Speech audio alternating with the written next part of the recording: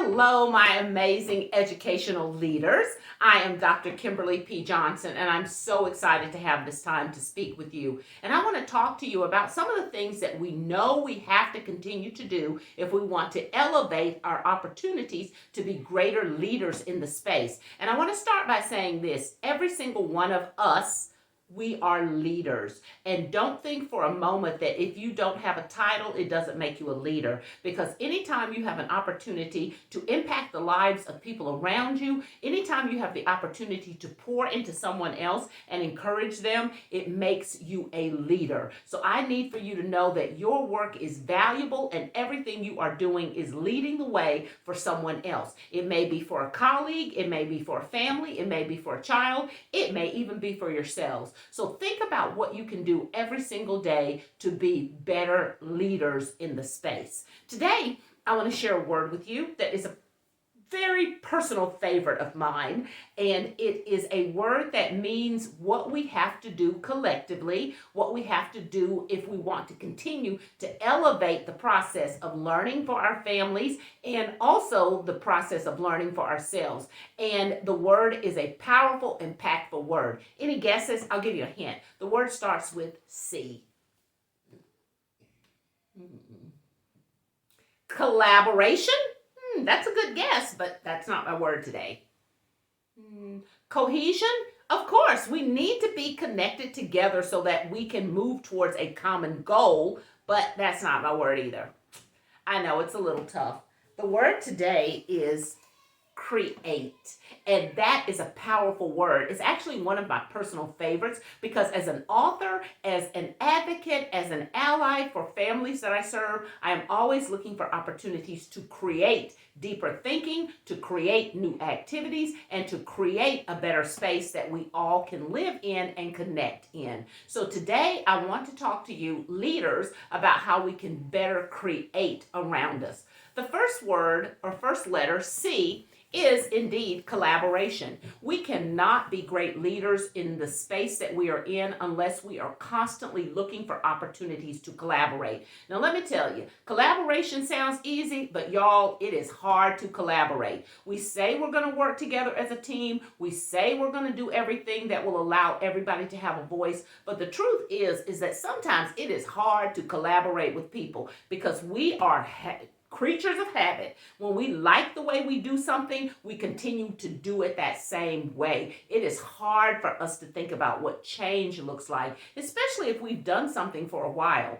And I often tell my teachers, especially educators who have been in the field for a while, they want to teach the same way they taught last year because it worked. They want to teach the same way they taught 5 years ago because it worked. They want to teach the same way they taught 10 years ago because it worked. Now, herein lies the problem. It may work for you because you know it like the back of your hand, but it may not work for the dynamics of the young people that we are serving right now in the 21st century. So we have to step out of ourselves and really think about, what does collaboration look like today? And am I giving everything I can to make that space a place that all can thrive? Because if we're not doing that, then we really, truly are not taking the word collaboration and making it become what it needs to be. So C is collaboration.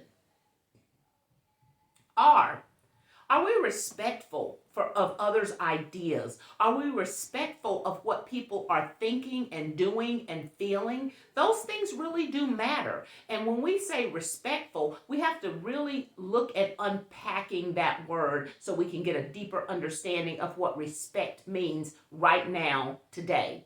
Respect may mean just listening to another person's ideas. Respect may mean allowing them to try to do something a different way. They may not do it the same way that we do it, but I'm going to respect their ideas and value what they bring to the table. And that means also respecting that everybody's going to bring something different. You may not be a creative person, but there's somebody who's bringing creativity. And so we have to open our minds to listen to what those ideas are. Because if you know you're not creative, how are you going to get mad at somebody for bringing their creativity? That doesn't make sense. So we've got to really start respecting each other and listening to ideas and allowing people to have a voice. You know, when I talk to some educators, they say they don't even just say anything in meetings because they don't feel like their words will be respected or they won't be taken seriously. So we've got to get better at this, you all. If we want to work together as a team and build something that does prove that leadership is for all, we've got to start respecting another person's ideas and value what they bring to the table. E in the word create.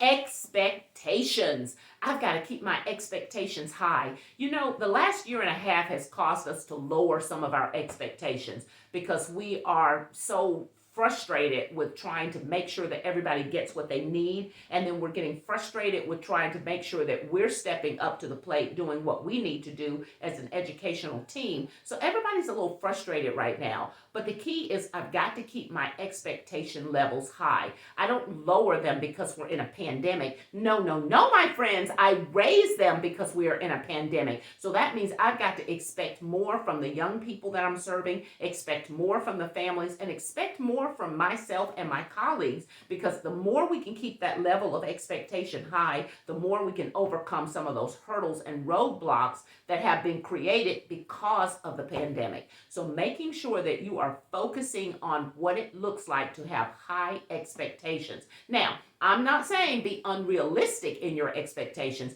but we do want to kind of push our kids to be a little bit more engaged and more forward in their thinking. In other words, don't allow them to just say, I don't know. And I tell some of my kids sometimes, I don't know is not something I want to hear today. At least give me something. Even if it's not the right answer, I'll take it, because I don't know opens the door for you to not have to participate. So even if it's not the right answer, give me something. And even if you try, I'm going to celebrate the fact that you tried. So keep your expectations high for your families that you serve, for your children, and for yourselves, leaders. A, this is a personal favorite. Attitude. Anybody out there got an attitude? I mean a good one, of course. Attitude is going to determine how we create. If you have an attitude that says, oh, this isn't going to work, I don't think this idea is good, I don't know how to do this, that's going to shut you down before you even get started. So you've got to walk into a space with an attitude that says, hey, I'm up for anything. As long as it's right, as long as it's doing something powerful, I am ready to take it on. So let's make it happen. So really think about what your attitude is anytime you walk into a space. I once read that you are what you're surrounded with. That means if you're surrounded with negativity, your attitude becomes negative. But if you're surrounded with people who are optimistic or who want to see good things happen, guess what? That's what happens with you. You start raising the level of expectation. And as leaders, we've got to be advocates of good, strong attitudes, because we know that it doesn't take but one person or 1 second to shut a whole operation down if they have the wrong attitude. So really think about what your attitude is every morning that you wake up. When I wake up, I have 3 things that determine my attitude. I speak it into existence. I am, I can, and I will. I am a great teacher. I can do something fantastic. I will have an awesome day. So you've got to start declaring what your attitude will look like, because if you don't, your attitude will determine it for you.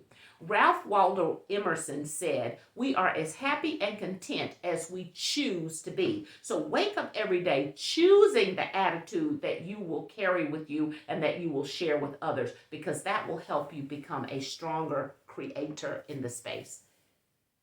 T, time.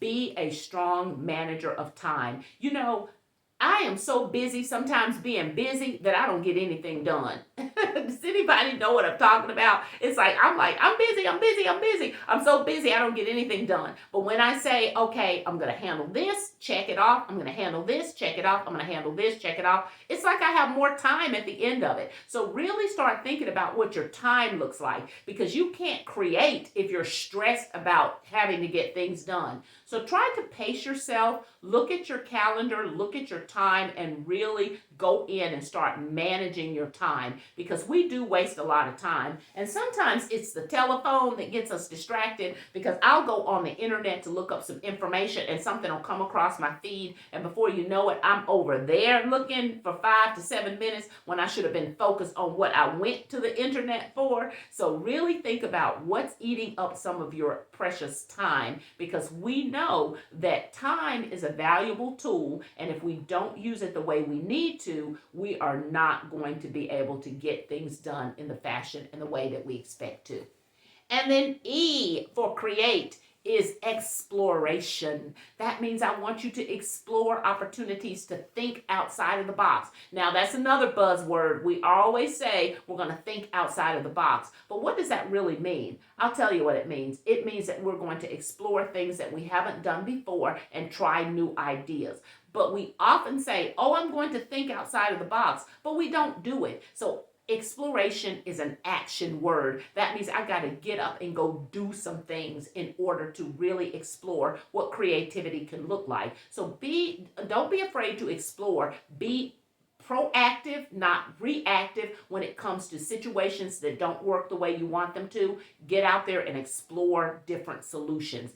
Don't get frustrated when you can't come up with an idea. Don't get frustrated when you can't come up with a solution. Just explore more so you can find those solutions and ideas. And that to me is really what the word create means. And you thought it just meant you're going to make something, right? Well, I am going to have some additional documents that I will send you that have some fun, creative things that you can try with your colleagues and the families that you serve to make that space more creative, and will give you the confidence to create, because all of us have been created by an amazing entity that is going to allow us to do what we need to do in the space. So don't forget the word create. It is a powerful tool for you to use. Take the word, stick it in your pocket, pull it out when you need to, because every single one of us are dynamic leaders and we're amazing creators. So don't forget to take a look at the documents and take those activities and use them with your families, because they're going to make your space more exciting, more engaging, and more fun. I will see you next time. Have a great rest of the month. Bye.